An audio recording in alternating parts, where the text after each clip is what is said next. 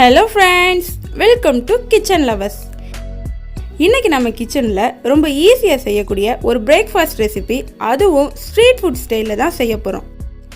ஆமாங்க, எல்லாருக்கும் ரொம்ப விருப்பமான பிரெட் ஆம்லெட் ரெசிபி கடைகளில் கிடைக்கிற அதே டேஸ்ட்ல செய்ய போறோம். வாங்க இப்ப ப்ரிப்பரேஷனை பார்ப்போம். ஒரு மிக்ஸி ஜாரில் ஒரு கைப்பிடி அளவு புதினா மல்லியை எடுத்துப்போம். அதில் ஒரு பச்சை மிளகாய், தேவையான அளவு உப்பு சேர்த்து அரைச்சிப்போம். இதுதான் நம்ம பிரெட் ஆம்லெட்க்கு ஸ்டஃபிங். ஒரு மிக்சிங் பவுலில் 2 முட்டையை உடைச்சி ஊற்றிக்கலாம்.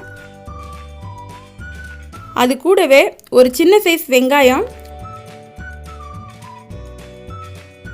ஒரு பச்சை மிளகாய், கொஞ்சமாக கொத்தமல்லி,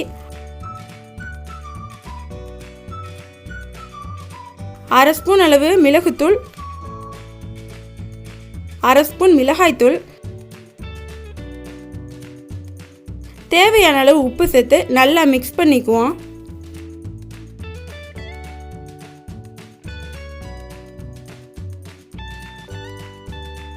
இந்த மாதிரி நல்லா நுர வர்ற அளவுக்கு பீட் பண்ணி எடுத்துப்போம். தோசைக்கல்ல அடுப்பில் வச்சு அதில் 2 ஸ்பூன் அளவு நெய் இல்லைன்னா பட்டர் சேர்த்துப்போம். நெய் நல்லா உருகவும் அதில் 2 பிரெட் ஸ்லைஸை இந்த மாதிரி நெய்யில் போட்டு டோஸ்ட் பண்ணிப்போம்.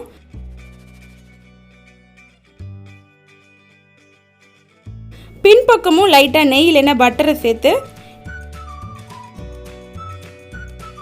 இதே மாதிரி திருப்பி விட்டு 2 பக்கமும் டோஸ்ட் பண்ணிப்போம்.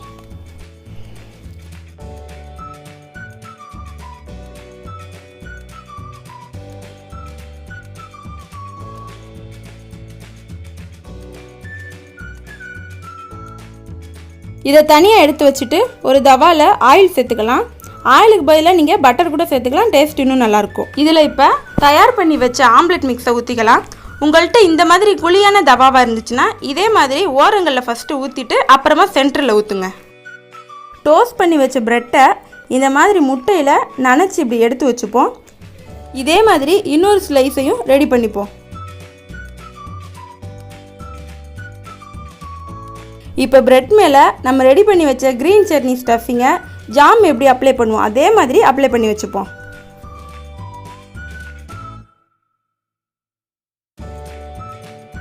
பாருங்கள், இப்போ முட்டை ஓரங்கள்லாம் நல்லா வெந்துருச்சு. இந்த ஓரங்களில் பிரெட்டு மேலே இந்த மாதிரி மடித்து விட்டுப்போம்.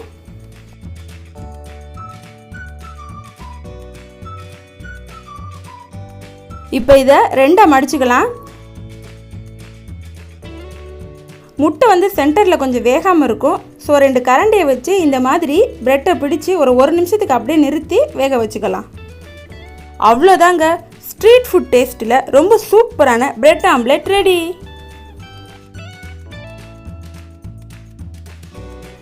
இதை உங்களுக்கு பிடிச்ச மாதிரி கட் பண்ணி டொமேட்டோ சாஸ் இல்லைன்னா மைனஸோட வச்சு சர்வ் பண்ணலாம்.